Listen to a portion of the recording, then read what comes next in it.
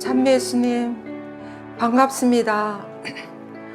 오늘부터 여러분들과 함께 나누려고 하는 것은 감탄하올 성모님의 마음입니다. 제가 이 책을 처음 발견한 것은 제 지도 신부님, 논문 지도 신부님께서 이 책을 제게 추천해 주셨어요. 그래서 저는 처음 사실 몰랐습니다. 그런데 이 책을 읽으면서 정말 제가 성모님의 그 세계에 대한 새로운 세계를 정말 발견했어요. 너무나 감탄스럽고 너무나 놀라웠고, 성모님 마음이 이렇게 형성이 되셨구나 하는 것을 느끼면서 정말 여러분들과 나누고 싶었습니다. 그래서 그 뒤에 이제 저희 마리아 잡지에 계속 연재를 해서 번역을 했어요. 하면서도 이게 조금 추상적인 내용들이 많고 또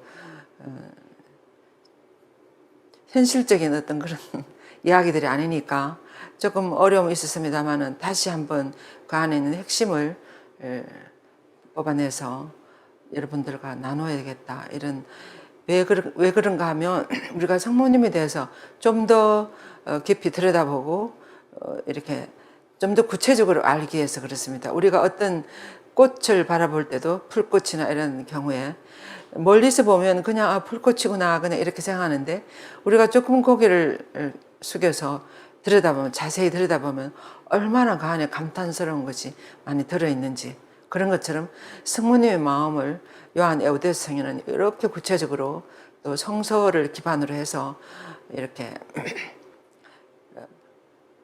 표현하신 그 내용들이 정말 너무나 좋았습니다. 그래서 오늘부터 여러분들과 함께 이 성모님에 대한, 성모님 이 마음에 대해서 쭉 같이 나눠 보려고 그럽니다. 예. 그럼 우선 또 사실 제가 이 주제를 택한 것은 독일 신학자 안드레아 바크는 우리 시대의 가장 큰 영적이고 도덕적인 위기는 바로 마음의 위기라고 그랬어요. 제가 처음 이 글을 읽었을 때 너무 마음에 와닿았습니다. 요즘 정말 그 학교 폭력이나 아니면은 그 학부모들이 선생님을 대하는 그런 모습들이나 그 외에 여러 가지 우리 사회 안에서 일어나는 이런 모습들을 보면 정말 우리들의 마음이 갈 때까지 갔다는 그런 생각. 학부형들이 선생님에 대해서 어떻게 그렇게까지 자기 중심으로 자기만을 생각하면서 그 주위에 있는 사람들이나 이런 조금 더 배려하지 않고 너무나 자기 중심적으로 되어가는 이런 사람들의 그 마음을 보면서 정말 우리가 이래서는 안 되겠다. 그 옛날 우리가 그렇게 이웃을 생각하고 배려하고 또 남을 먼저 저기 하고 하는 이런 아름다운 그런 우리나라의 어떤 그런 풍습들이나 그런 모습들이 너무나 사라져 간다는 그런 생각. 그리고 너무나 무서운 그런 사건들이 많이 일어나잖아요. 그래서 지금 정말 우리들의 마음이 갈 때까지 간 것 같다는 생각.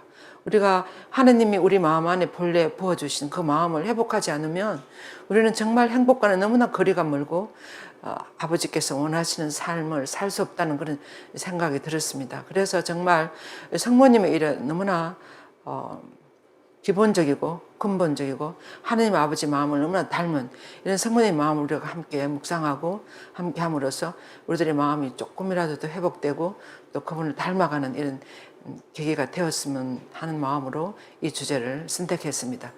그래서 바로 우리들의 마음의 그 회개나 이런 것은 이 마음에서부터 시작해야 된다고 안드레아 바크 신학자는 이야기했어요. 새신과 회개는 바로 이 마음에서부터 일어나야 된다고. 여러 가지 그 대책에 대해서 학교 분위기나 이런 것들에 대해서 여러 가지 대책을 많이 이야기하고 이렇게 하지만 사실은 가장 근본적인 것은 우리들의 마음에서부터 일어나야 된다고 생각해요. 정말 학부형들이 정말 생각해 봐야 될 것 같아요. 선생님들을, 그래도 자녀들을 기르는 스승인데 어떻게 그렇게까지 이기적으로 그렇게 대할 수 있는가, 이런 걸 볼 때 정말 우리들의 마음을 다시금 들여다보고 본래의 마음으로 돌아가야 되지 않나, 이런 생각이 들었습니다. 그런데 사실 하나님께서는 우리들 이런 상태를 다 알고 계시는 것 같아요. 파티마에서 성모님 발현하신 것이 1917년인데 이 20세기 초반이었습니다. 그럴 때 파티마에 나타나신 성모님의 그 메시지의 핵심은 바로 이 티옵서신 마리아 성심이었습니다.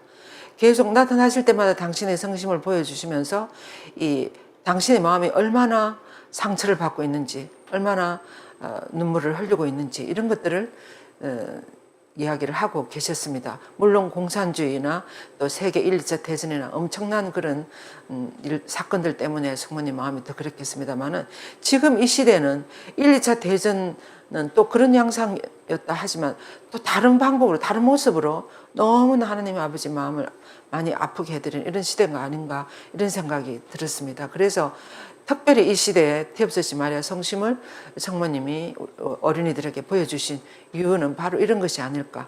그래서 우리가 티옵서신 마리아의 성심이라 그러면 사실은 그 성모님의 마음 전체를 이야기하는 거죠. 우리가 마음이라 그러면 그 사람의 인격 전체를 이야기한다고 할 수 있겠습니다. 그래서 티옵서신 마리아 성심이라는 것은 성모님의 인격 전체를 나타내는 하나의 상징적인 그런 표현이 되겠습니다. 그래서 요한 에우대 성인은 이렇게 이야기했어요.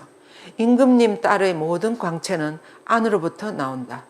마리아의 모든 영광, 은총, 거룩함, 그리고 이 여왕의 고결하고 뛰어난 모든 것은 바로 이 성모님 마음에서부터 나오는 것이라고 그렇게 이야기했습니다. 그렇다면 이 고귀한 성모님 마음은 어떻게 만들어졌을까? 그런 것을 우리가 좀 생각해 볼 수 있겠습니다. 퍼민 젤러라는 신학자는 이렇게 하겠어요.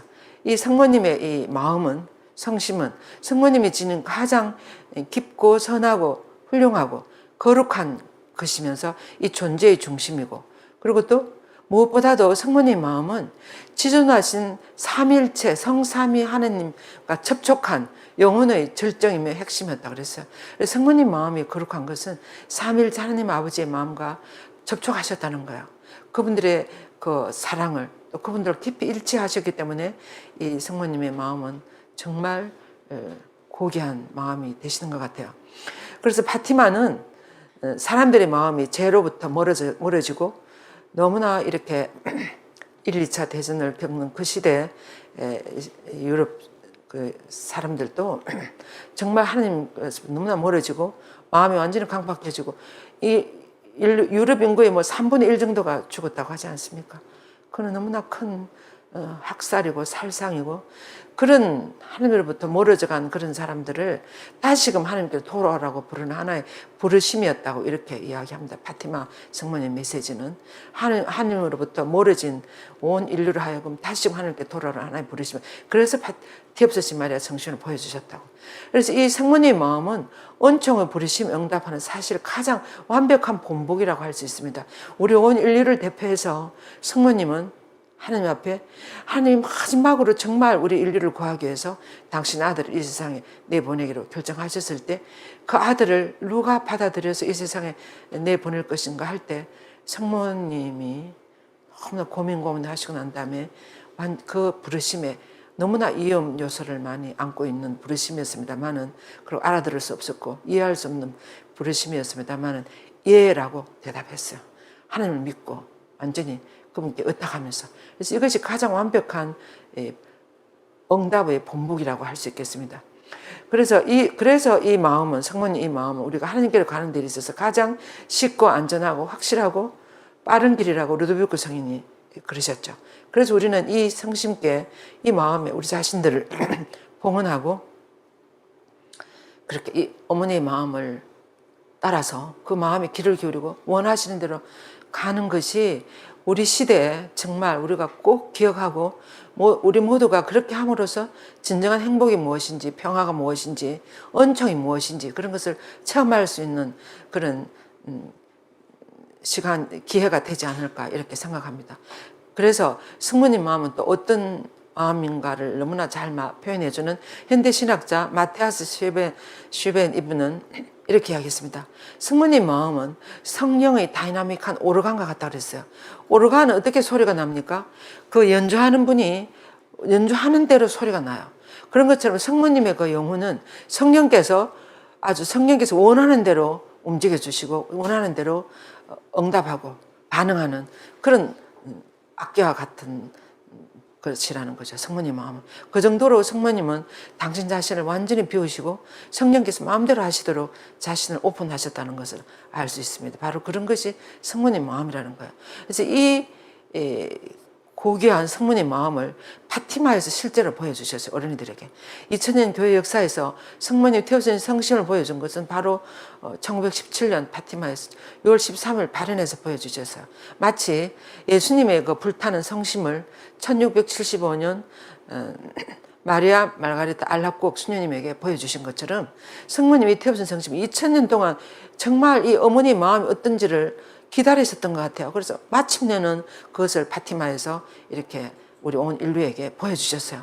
그래서 이 성심을 보는 순간 그 성모님의 마음이 이렇게 가시에 둘러싸여서 피가 떨어지고 있었다 그랬어요. 그래서 이걸 보는 순간 이 어린이들이 무엇을 느꼈는가 하면 첫째는 이 성모님의 이 마음에 대한 신심이 온 세계에 퍼져서 모든 우리 온 인류가 성모님의 이렇게 고통당하는 아파하는 마음을 보시기를 그것을 위로해 정말 더 이상 성모님 마음을 아프게 해드려서 안 되겠다는 거 이런 것을 느끼도록 그 성모님 마음을 사랑하는 신심을 전파하기를 원하신다는 것. 그리고 두 번째는 이렇게 너무나 우리들의 죄로 상처받으시는 그 성모님의 마음에 배상을 요구하신다는 것. 배상이라는 것은 그 응답하는 거예요. 성모님 마음이 너무나 많은 고통당하고 있기 때문에 우리가 그 반대로 우리가 우리의 선행이나 또 성모님 원하신 일들을 하거나 이렇게 함으로써 성모님 마음을 위로해 드린다는 거죠. 그것이 배상이에요. 그래서 이 배상의 신심이 파티마 성모님에게서 아주 큰 위치를 차지하는 거예요. 그래서 또 뭐라 그랬습니까? 이제 더 이상 하나님의 마음을 아프게 해서는 안 된다. 더 이상 죄를 지어서는 안 된다. 이런 말씀도 파티마에서 하셨습니다. 그래서 배상 수녀원도 파티마에서 생겼어요. 지금 있습니다. 그리고 저희 티옵스시 마리아 성심 수녀원 저희 수녀원도 사실은 파티마 성모님의 이 부르심에 응답하는 그런 영성으로서 배상을 정말 우리가 해드리는 거예요. 그래서 배상이라는 것은 무슨 특별한 것이 있는 것이 아니고 우리 생활 안에서 우리가 생활하면서 얼마나 어려움들이 많이 다가오고 또 내가 원하지 않는 요소들이 다가오고 그런 사람들이 내 주위에 있고 이럴 때 나에게 힘들게 다가오는 모든 것들을 정말 성모님의 마음을 사랑하는 마음으로 그걸 봉헌하는 거예요. 그것을 배상이라고 그럽니다. 그리고 또 이런 신심을 실천하는 이들에게는 영원한 구원을 약속하시겠다고 하셨어요. 그래서 영원한 구원을 약속하고 또 하느님의 의자 앞에 꽃처럼 피어난다 그랬어요. 성모님 마음을 위로해드리고 그 신심을 전하고 또 어머님 마음을 따라 사는 사람들의 그 기도에 의해서 그래서 나중에 7월 13일에는 희생기도도 가르쳐주지 않습니까? 그런 기도를 하면서 배상을 드릴 때 이 영혼들은 하느님의 옥자 앞에 꽃처럼 피어난다 그랬어요. 그 다음에 드디어 이 7월 13일 날 이렇게는 지옥을 보여주셨어요. 여러분들이 요즘은 뭐 연옥이 있느냐 지옥이 있느냐 그러면서 완전히 아무것도 없는 것처럼 이 세상이 다인 것처럼 살아가는 이 세상의 분위기에서 우리는 살고 있어요. 그런데 정말 분명히 파티마 성모님 발현은 교회에서도 인정한 발현이에요. 근데 7월 13일에 이 어린이들에게 이런 불타는 너무나 무서운 지옥을 보여주시면서 그때 그 지옥으로 막 영혼들이 떨어지고 있었어요. 그래서 이 아들이 너무 놀래가지고 어떻게 저렇게 떨어지느냐고 이렇게 물으니까 성모님이 지금 저렇게 떨어지는 저 영혼들을 위해서 아무도 기도를 해주거나 희생을 바쳐주는 사람이 없어서 그렇단다. 이렇게 이야기하셨어요. 이 아이들이 그 말을 듣는 순간에 너무 놀랐어요. 빨리 희생을 해야 되겠다. 빨리 기도를 해야 되겠다. 그래서 저 영혼을 구해야 되겠다. 이런 마음으로 이 아이들이 마음이 가득 찼어요. 그래서 그 뒤로부터 이 아이들이 엄청나게 희생과 기도를 많이 합니다. 그전에는 너무나 놀기를 좋아하는 개구장이들이었습니다. 이럴 때 이 희생을 바칠 때마다 이 기도를 하여라. 그러면서 희생의 기도, 너무나 아름다운 이 기도를 가르쳐 주셨습니다. 오 나 예수님, 이 선물 드림은 당신을 사랑하기 위함이며 뒤엎어진 성모님의 마음을 상해드린 보석이며 죄인의 해결을 위함이나이다. 이렇게 하면서 어렵게 다가오는 것들을 모두 이렇게 희생의 기도로 꽃으로 성모님의 마음에 봉헌하는 거예요. 이렇게 하면 그것이 아름다운 하나님 의자 앞에 꽃으로 피어난다 그랬어요. 얼마나 아름답게 우리들의 고통을 봉헌할 수 있습니까? 이렇게 좋은 것을 우리들에게 가르쳐 주시면서 이 시대에 새 신과 희망을 향해서 나아갈 수 있도록 이런 기도를 가르쳐 주셨습니다. 그러면서 성모님은 아주 슬픈 얼굴로 너희들은 불쌍한 죄인들이 가는 지옥을 보았다. 그들을 구원하시기 위해서 하나님께서는 세상에 나의 티없는 성심에 대한 신심을 세우기를 원하고, 그리고 또 만약 너희들이 이 성모님이 태우신 성심을 공경하고 따라가는 이 신심을 행하면 많은 영혼들이 구원될 것이면 세상에는 평화가 올 것이라고 이렇게 아주 희망적인 말씀을 하셨습니다. 그래서 오늘부터 이제 시작하게 되는 이 성모님의 감탄스러운 이 마음, 감탄하올 성모님의 마음에 대해서 성 요한 에우데스 성인께서 이 서신 책이에요. 이 실제 책이 The Admirable Heart of Mary라 그래가지고 성모님의 감탄하올 마음에 대해서 요한 에우데스 성인은 논문처럼 아주 길게 구체적으로 삼일째 하느님의 그 마음을 기본으로 해서 성모님 마음에 대해서 또 성서에 나오는 모든 형상이나 모든 이런 예시를 다 예를 들어가면서 그렇게 다 성모님 마음에 대해서 구체적으로 표현하셨습니다. 그래서 여러분들과 함께 좀 보려고 그럽니다. 그래서 성모님 마음은 이렇게 이야기해서 에우데스 성인은 성모님 마음은 어떤 마음인가 하면 성부, 성자, 성령의 마음이 거울처럼 그대로 그 마음 안에 반영되어 있는 마음이라고 그랬어요. 우리가 아주 고유한 호수나 이런 못 있잖아요. 못, 시골에 못 있잖아요. 그럼 못에 가면 그 옆에 있는 나무들이 그대로 다 못 안에 다 비치게 되지 않습니까? 그런 것처럼 성모님 마음은 삼위일체 하나님의 마음이 그대로 반영되어 있는 마음이라고 이렇게 놀라운 표현을 하셨습니다. 이 책 표지예요. 그리고 이제 그래서 제 1장에 보면 왜 성모님 마음을 감탄할 어드미러블 하트하고 너무나 놀라운 감탄할 마음이라고 이렇게 이야기하시는지 그 이유에 대해서 에우데스 성인은 이렇게 이야기하고 있습니다. 예수님의 첫 번째 사랑의 대상은 성모님이라고 그랬어요. 그리고 또 하나님께서도 이 우리 모두가 성모님을 사랑하는 것을 너무나 많이 원하시고 이렇기 때문에 그래서 사실 성모님은 우리의 신심의 근본 목표가 된다 그랬어요. 그래서 우리는 성모님 마음을 향해야 된다고. 그러면서 그 감탄하올 성모님 모습이 가장 잘 드러나는 것이 성경에서는 요한묵시록 12장의 모습이라고 그랬어요. 바로 옆에 있는 이 그림의 모습인데 지금 이 어떤 화가가 그린 그림입니다만은 요한묵시록 12장에 보면 이렇게 나오지 않습니까? 하늘에 큰 표정이 나타났습니다. 태양을 입고 발밑에 달을 두고 머리에는 12개의 별로 된 관을 쓴 아주 아름다운 여인이 나타났다 그랬어요. 그래서 근데 그 반대편에는 이렇게 머리가 7이나 되는 붉은 용이 나타나서 이 여인이 아기를 낳기만 하면 잡아먹으려고 하는 이런 성과 악의 막상막한 대결이 일어나는 이런 장면이 요한묵시록 12장에 드러납니다. 이때 이 성모님 마음은 정말 감탄스러울 정도로 이 아기를 다시 하늘에서 다시 데리고 올라가고 보호되는 그런 모습을 장면을 우리는 여기서 볼 수가 있어요. 그래서 이 여인은 동정의 태중에 하나님이시면서 인간인 분을 낳은 여인이라는 거예요. 이 여인은 보통 분이 아니고 동정의 태중이라는 말은 부부관계나 이런 것이 아니에요. 그런 것이 아니고 하나님께서 성령으로 말미암아서 그 태중에 하나님이시요 인간이신 예수 그리스도를 잉태하신 낳으신 여인이라는 거죠. 이런 여인은 세상에서 성모님밖에 없지 않습니까?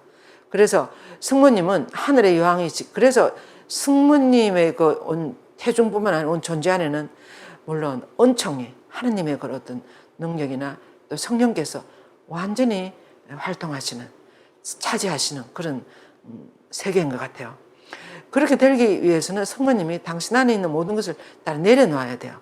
다 비웠을 때 그 안에 하나님께서 또 성령께서 온전히 들어가서 좋습니다 쓰십시오 이렇게 했을 때 성령께서 정말 아까 그 다이나믹한 오르간처럼 마음껏 성령께서 활동하신 것 같아요. 성모님 안에서. 그래서 예수님도 잉태하시고 이렇게 했기 때문에 성모님의 마음은 온통 하늘나라를 향하는 그런 옆에 있는 이 그림처럼 이런 여인이 아니었을까. 물론 이 인간으로서 이 지상을 살아가신 여인입니다만은 그 안에 하나님의 은총이 너무나 많이 작용하셨기 때문에 그래서 성모님은 하늘의 여왕이시기에 몸은 비록 땅에 있어도 생각과 사랑은 온통 하늘을 향해 있었다 그랬어요.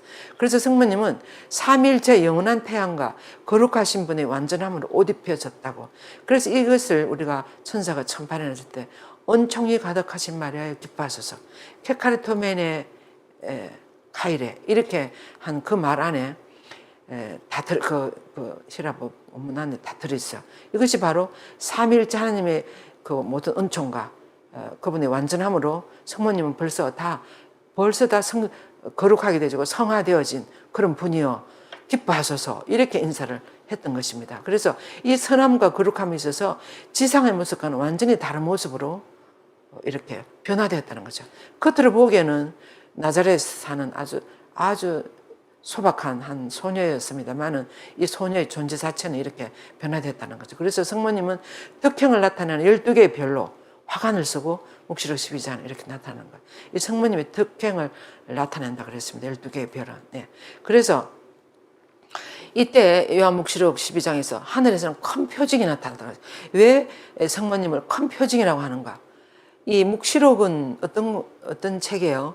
우리 모든 이 시대를 종합하고 마지막 어떤 그런 시대를 나타내주는 이런 시대에 큰 표징이 나타났다는 거예요. 그래서 왜 그렇게 부르셨는가? 그것은 성모님의 모든 것은 천상과 지옥의 모든 이에게 놀라울 정도의 그런 대상이며 기쁨이 되는, 그래서 그런 모습으로서 이것이 온 세상에 선포되어야 하기 때문에, 성모님이 큰 표징으로서 온 세상에 선포되어야 하기 때문에 큰 표징이라고 그래서요.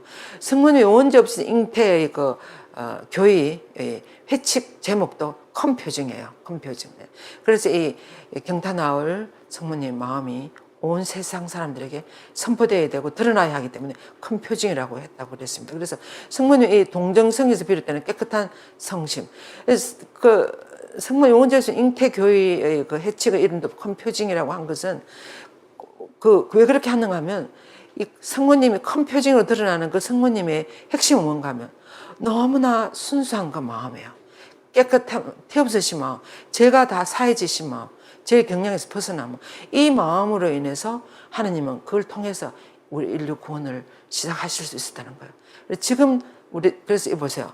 이 동정성에서 비롯되는 깨끗한 성심은 놀라운 세겜의 경탄하울 10년입니다. 그래서 이는 영광의 여왕으로 참여받는 마리아의 모든 덕행의 원천이요 근원이라 그랬어요.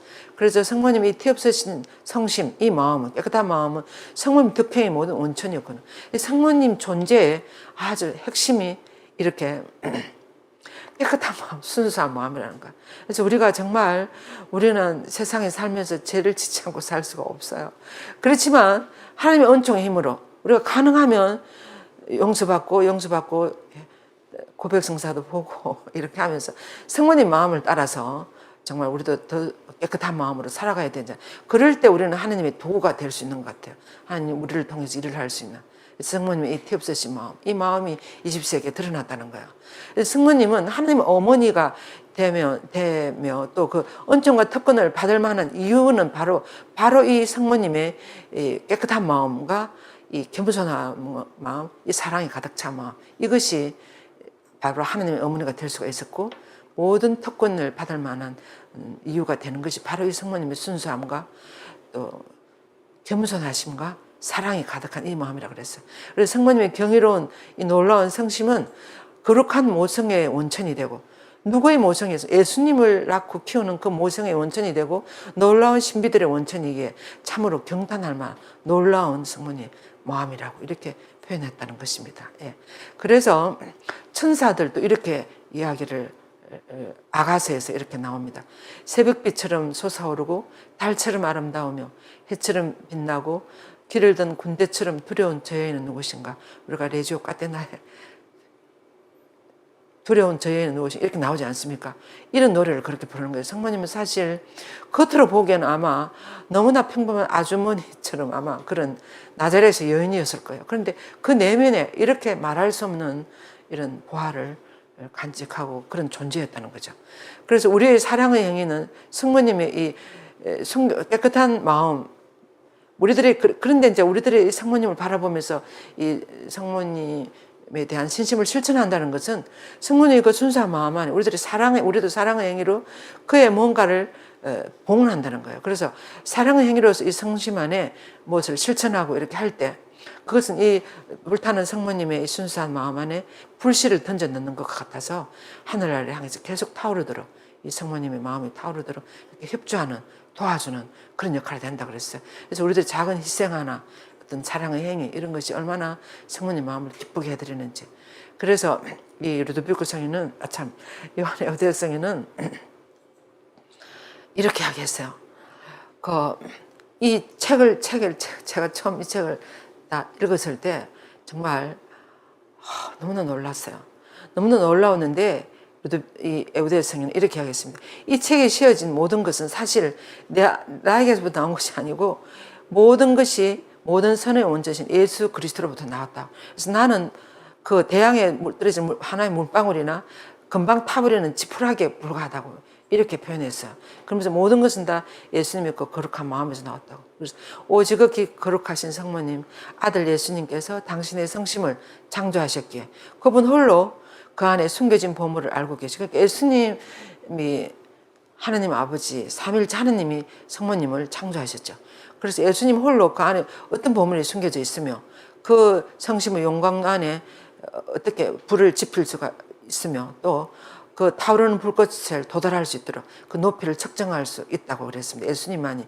그 예수님만이 이 성모님 마음 안에 무엇이 타고 있고 그 깊이가 어느 정도이면 높이와 넓이와 그 사랑의 불꽃 같은 그 마음을 헤아릴 수 있다는 거죠. 우리는 감히 알아들을 수가 없다고 그랬어요. 그래서 그분 홀로 당신의 완덕을 청량할 수 있으며 이 은총의 대양 속에 퍼부은 수많은 영혼들을 수많은 은총들을 셀 수 있다고 그렇게 이야기하셨어요. 그래서 예수님만이 성모님의 이 감탄하올 마음을 헤아릴 수 있다고. 그래서 우리는 아무리 해도 다 알아들을 수 없다고 그러셨습니다. 그래서 이 놀라운 성모님 마음을 우리가 정말 우리도 이 사진에서처럼 정말 예수님을 바라보면서 성모님 마음이 그렇게 순수하고 계속 불탈 수 있었던 것은 아들 예수님을 너무나 사랑했기 때문입니다. 온전히 아들 예수님을 향한 그리고 항상 일치하시고 예수님을 향한 그런 모습으로 살아가셨기 때문에 성모님의 이 마음이 그렇게 예수님 마음을 닮아서 그렇게 불타는 그런 마음이 되셨던 것 같아요. 그런 순수하고 정말 우리 모두를 하늘나라 데려가고 싶은 그 성모님의 마음인데 우리가 지금 요즘 현대 우리가 살고 있는 우리들은 어떻습니까? 우리들은 너무나 이 성모님 마음하고는 거리가 멀어요. 지금 저희 순회에서는 요즘 이제 매월 피정을 예수 그리스도는 살아계시다는 그 프란치스코 교황님의 해측을 묵상하면서 월 피정을 하고 있어요. 거기서 보면 우리 프란치스코 교황님도 성모님 마음 못지않게 너무나 이 시대에 일어나는 모든 전쟁이나 폭력이나 너무나 그런 제약으로 너무나 아프실 것 같아요. 프란치스코 교황님 마음도. 그래서 그 연세 드신 교황님의 마음이 얼마나 아프실까. 아무리 해도 전쟁 끝나지 않고 갈수록 더 각박해지고 갈수록 이 지구가 더 위험으로 떨어지는 것 같은 이 시대에 우리가 조금이라도 이 협조하는 마음으로 협력하는 마음으로 성모님의 이 순수한 마음 안에 사랑의 행위나 성모님 닮아가는 그런 모습으로 살아갈 때 우리는 교황님을 적극적으로 협조해 드리는 것이고 이 세상에 희망의 불씨를 놓는 그런 우리들의 삶이 아닐까 그렇게 생각합니다. 그래서 우리도 성모님 마음을 닮아서 이렇게 그런 간절한 마음으로 살아갈 수 있었으면 좋겠습니다. 그래서 끝으로 이 기도를 하면서 이 강의를 마치겠습니다. 베르나르도 성인의 기도입니다. 성모님을 따르니 길을 잃지 않고 성모님께 의지하니 실망하지 않네. 성모님을 생각하니 헤매지 않고 성모님을 붙더니 넘어지지 않네. 성모님이 감사하시니 두렵지 않고 성모님이 이끄시니 지치지 않네. 성모님이 도우시니 목표에 이르네. 영광이 성부와 성자와 성령께 처음과 같이 이제와 항상 영원히 아멘. 처음에 제가 이 기도를 들었을 때 이 기도가 정말인가 이 기도가 어떤 무슨 말인가 이런 생각이 들었었습니다. 근데 성모님의 태엽서신 이 성심과 하나님 아버지 마음과 얼마나 일치하는 마음이고 그분의 마음이 응답하는 마음인가를 이렇게 묵상하고 난다면 정말 이 기도가 너무나 맞는 기도라는 거. 베르나르도 성인도 얼마나 성모님에 대한 신뢰가 깊었고 성모님을 따라갈 때 모든 것이 가능해진다는 거, 모든 것이 하나님 아버지께로 가는 길이 된다는 것을 알아들으신 것 같아요. 그래서 끝으로 우리가 이제 2학기 마리학교를 9월 5일부터 시작해요. 개강합니다. 그래서 지금 시간이 얼마 남지 않았습니다만은 혹시 여러분들이 성모님에 대해서 더 깊이 공부하고 또 이해하고 싶고 그러면은 이 마리학교를 수강하시면 참 좋아요.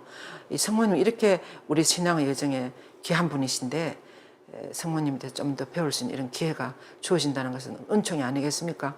우리가 사실 첫째 중하는 전체 오리엔테이션을 하고 이제 사실 정식 수업은 둘째 주부터 들어가요. 그래서 여러분들이 잘 보시고 마리 학교를 통해서 성모님에 대해서 더 깊이 알아들을 수 있었으면 좋겠습니다. 네, 끝까지 들어주셔서 감사하고 수고 많으셨습니다. 다음에 또 찾아뵙겠습니다.